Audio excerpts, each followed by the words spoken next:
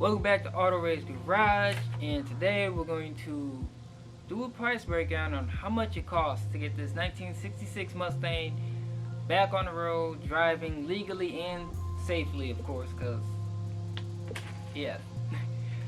History is, this thing ain't been on the road in probably like 6-7 years. The guy I bought it from had it for about 2 years, just tinkered with it here and there, but never really got it on the road, never had it tagged or insured or anything to legally drive it. And he said the guy before that had it for a few years and it's been just sitting in his backyard. So there was a lot of work that needed to be done to get this thing, drivable. So we're gonna break down and go through everything I spent money on up until this point, and we're gonna break it down between interior, which I didn't do that much, steering and suspension, which I did a lot of, the brakes and anything engine and transmission wise.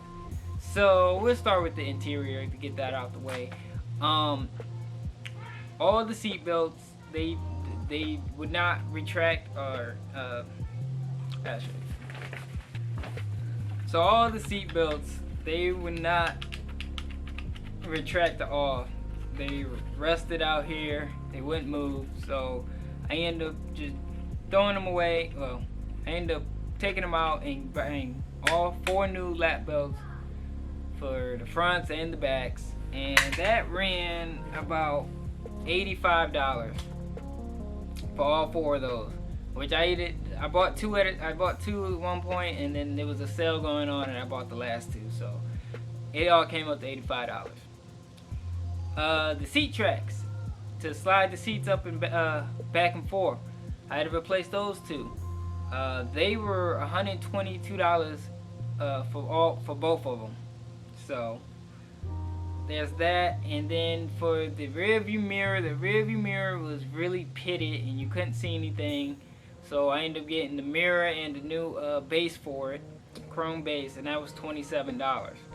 So altogether for the interior, I spent about $234. Moving on to brakes. For the brakes, it's pretty simple. Rotors, I got those for 56 bucks for both of them. The brake pads was $17. And then I'm just gonna throw this in with the brakes. I had to get a wheel spacer because the brakes, the calipers that are on the front are off of a 79 Monte Carlo. So, and then the 15-inch wheels that are on there, probably off of like a 90 style Mustang, it looks like. They were rubbing the control arm, the upper control arm. So I had to get a wheel spacer, and that was $63. Now, along with the wheel spacer, I had to get longer wheel studs. So I had to get 3-inch wheel studs. That was $36. And then I ended up just getting new lug nuts too. So that was $14. So all together for the brakes, I spent about $186 to do those. Now we're gonna move on to the engine, and we'll put engine / transmission. So I replaced the valve cover gaskets. That was $5. I did the oil pan gasket. That was $9. I did the transmission pan gasket and filter. That was $5. Wait, that wasn't $5, right?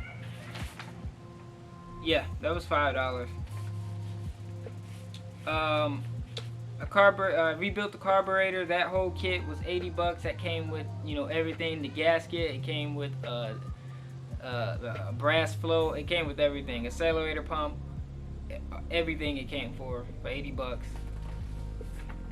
I did. I had to replace the transmission cooling lines. Those were not transmission cooling lines. I had to do the fitting for them. Those were $8, but I did replace the transmission cooling lines as well. And where is that? Ah, there it is.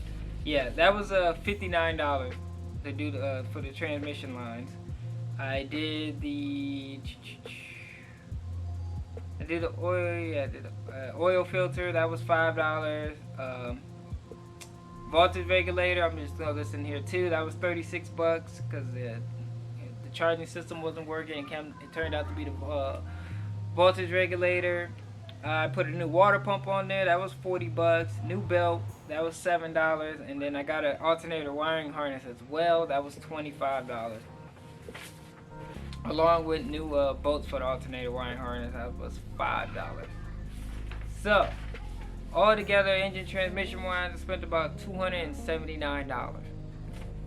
Now, on to the suspension. Now, this is a lot. The steering and suspension, that was the main problem with this car. When I bought it, it was pulling very hard to the right. And the suspension was just completely garbage. So, everything came out and got replaced. All this steering under there. So, we'll start with that. Coil spring insulators for both sides, that was $12. The coil spring saddles, that was $50 for both of those. I got new spring, just the stock style, that was $69. The upper control arms, which was stock factory upper control arms, $111 for both of those. The lower control arm was $42 for both of those. I got the KYB shocks. Those were $34 for the front, and then for the rear was $33. I also bought the Shelby drop bracket so I can align, so I can get the measurement right. Bracket, which so you can do the Shelby drop. It just bolts onto the existing control arm holes, and then it has little slots where you can put indent to mark where you need to drill. That was $30. I got the sway bar links, both of those $7. Sway bar bushing was $6. The idler arm $26. Two tie rods were $20. The center link $73. Tie rod sleeves $30. Tie rod end links $42. And yeah, that's it. Now, I had a issue to get this thing aligned. I took it to one shop, gave it to him, asked him, hey, can you align an older car like this? They said, yeah, no problem. They called me back after having it for a day saying they couldn't do it. They were waiting on their master tech to come in the next day and he'll do it. Well, next day come by, I don't hear anything. I call, oh, they said he called out sick. Alright. Next day, it's coming up on the end of the day, I call, and now he's saying that, oh, I need to go get shims, you know, for the upper control arm to adjust the camber. Fine, I go get the shim, bring it to him. Next day, he's his scheduled day off. Alright, so the next day, I call again. Hey, did you guys able to shim it and get it aligned? Oh, he can't shim it. You have to come and get it, take it all apart, shim it yourself, and bring it back to get it aligned. It was just a whole mess. End of the day, I ended up taking it somewhere else. They were able to do it in about 3 hours. They shimmed it, had it all completely aligned to the Shelby specs too, but it costed me extra. It costed me a lot just to get this thing aligned. At the end of the day, it cost me $575 to get this car aligned, which is pricey, but when I got it back, let me tell you, that thing drove so smooth. I can't even be mad about it. I mean, I'm happy with it. It drives straight, track straight. What do you do? What can you say? So, adding all of this up to get this thing safely back on the road, I ended up spending $1,859. Everything I spent so far in this car, which really doesn't seem a lot. Like when you see how many boxes I had in here scattered everywhere, I thought I spent a lot of money, but that's how much it costs. You know, doing the work yourself saved me a whole bunch of money. I did everything myself, and now I got a perfectly running, driving 1966 Mustang. And you know, I drove this thing a lot. I probably put, I don't know, maybe 50, 60 miles on it so far. Maybe a little more, maybe close to 100 miles on it. I don't drive this thing every day. It's really hot right now in the summertime, and there's no AC, but it cranks and fires right up. So, but that don't mean anything. There's still a lot of work that needs to be done to this car. A lot more